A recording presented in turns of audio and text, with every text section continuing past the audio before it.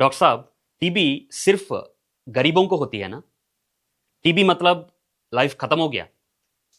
TB की medicine इतनी strong होती हैं कि किडनी और लिवर फेल हो जाता है। अब तो टीबी हो गई है, शादी, जॉब और नॉर्मल लाइफ सब बंद है। ये सारे सवाल में रोज हर दिन ओपीडी में सुनता हूं, और ऑनेस्टली ये सवाल बीमारी से ज्यादा मिथ्स की वजह से पैदा होते हैं। टीबी एक पुरानी डिसीज है, लेकिन टीबी के बारे में गलत जानकारी आज भी नए जमाने के स्पीड से भी फेल हो रहा है। इस वीडियो में हम टीबी के सबसे कॉमन मिथ्स को तोड़ देंगे, बिना डराए, बिना एग्जैगरेशन के, सिर्फ साइंस और कॉमन सेंस के साथ। मैं हूं doctor Mohan Venkatesh Pulle, thoracic surgeon, Medanta Gurgaon. चलिए शुरू करते हैं tuberculosis myths versus reality. Myth number 1, TB सिर्फ गरीबों लोगों की डिसीज है। बहुत लोग आज भी ये मानते हैं कि टीबी सिर्फ स्लम्स, पुअर हाइजीन या गरीबी से जुड़ी हुई है। बट रियलिटी ये है, टीबी किसी को भी हो सकता है।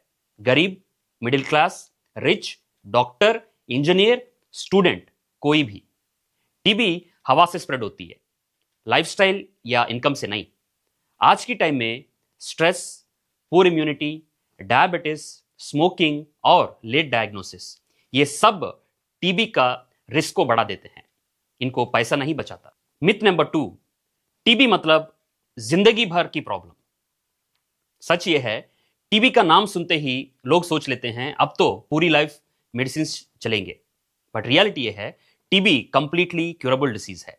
अगर सही टाइम पर डायग्नोसिस हो जाए और मेडिसिन पूरी डिसिप्लिन के साथ ली जाए तो मेजॉरिटी पेशेंट्स पूरी तरह इससे ठीक हो जाते हैं।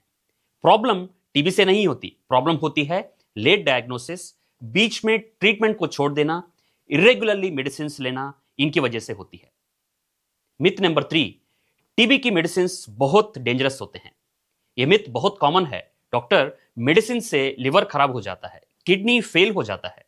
बट रियलिटी देखते हैं, टीबी मेडिसिन स्ट्रांग होती हैं, लेकिन सेफ होती हैं जब प्रॉपर मॉनिटरिंग के साथ ली जाए।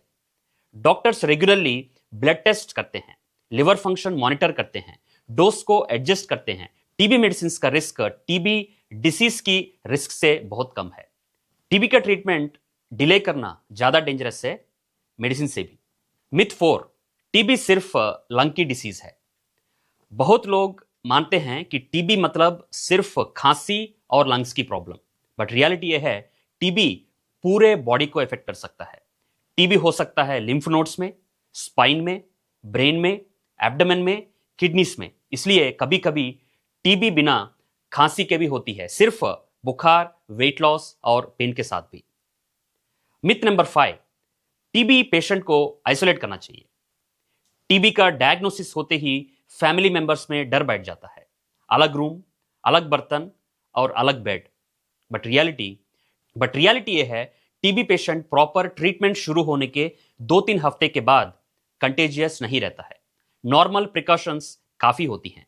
सोशल आइसोलेशन पेशेंट को इमोशनली वीक बनाता है, ट्रीटमेंट एडहेरेंस को खराब करता है। टीबी पेशेंट को आइसोलेशन नहीं, सपोर्ट चाहिए। मिथ नंबर 6, टीबी में कुछ फूड्स बिल्कुल मना होते हैं, जैसे अंडा, दूध, नॉन वेजिटेरियन फूड या गर्म चीजें। टीबी डायग्नोसिस के बाद पेशेंट्स को अलग अलग एडवाइस मिलती हैं।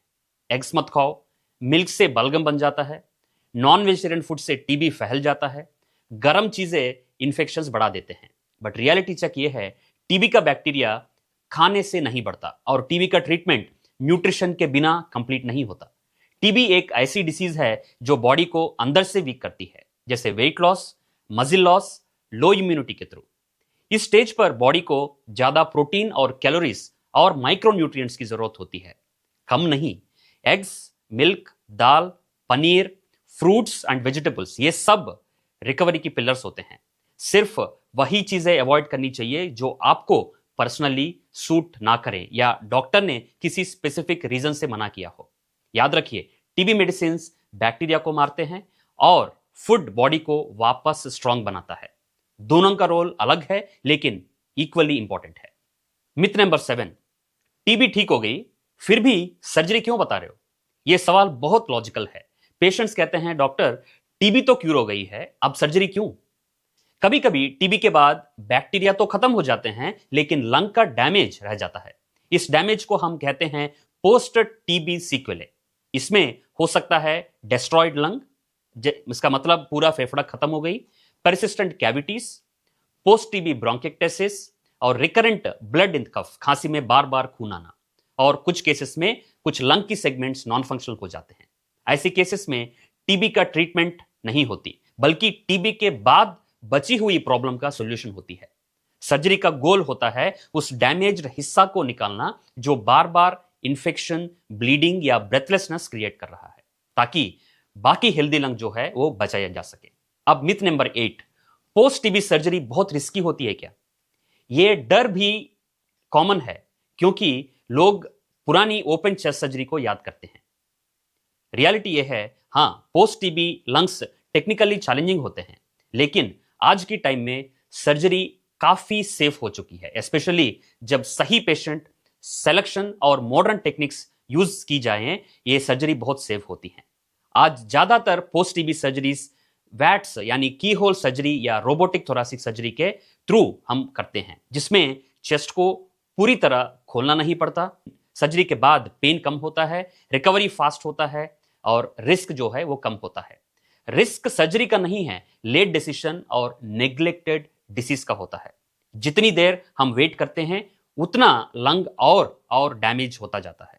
सिंपल लैंग्वेज में टीबी का इलाज मेडिसिन से होता है, लेकिन टीबी के बाद जो डैमेज बचता है कभी कभी उसका सॉल्यूशन सर्जरी होता है। टीबी कोई श्राप नहीं है, कोई स्टिग्मा नहीं है और कोई एंड पॉइंट नहीं है। टीबी एक ट्रीटेबल, कंट्रोलेबल डिसीज है अगर मिथ्स को छोड़कर फैक्ट्स को हम फॉलो करेंगे।